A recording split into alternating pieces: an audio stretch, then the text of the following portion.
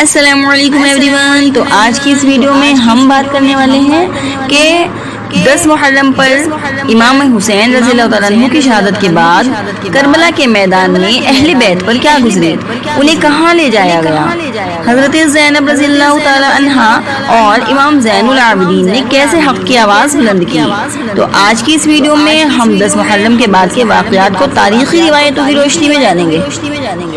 10 محرم 61 ہجری کو جب امام حسین رضی اللہ تعالیٰ عنہ اور ان کے وفادار ساتھی شہید ہو گئے تو میدان کربلا میں صرف خواتین، بچے اور بیمار امام زین العابدین رہ گئے۔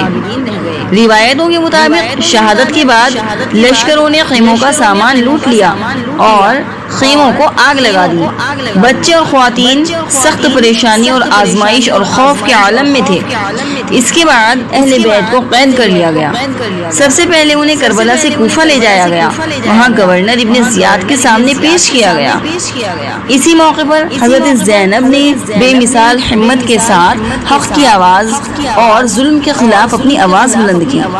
امام زین العابدین نے بھی اپنے خطبے میں لوگوں کو بتایا کہ نبی صلی اللہ علیہ وسلم کے گھرانے کے ساتھ کیا ہوا ہے۔ پھر کوفہ کے بعد قیدیوں کے اس قافلے کو دمشق یعنی شام بھیجا گیا جہاں یزید کا دربار تھا۔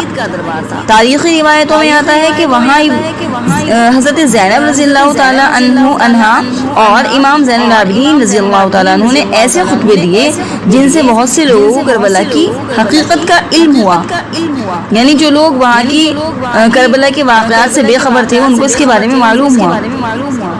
مختلف تاریخی روایتوں میں رہائی کی تفصیلات کچھ فرق کے ساتھ بھی ملتی ہیں، لیکن عام طور پر یہ ذکر ملتا ہے کہ بعد میں اہل بیت کو رہا کر دیا گیا اور وہ مدینے کی طرف روانہ ہوئی۔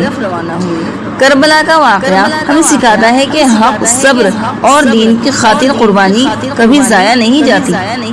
اللہ تبارک و تعالیٰ ہمیں اہل بیت سے محبت اور ان کی سیرت سے نصیحت حاصل کرنے کی اور توفیق عطا فرمائے۔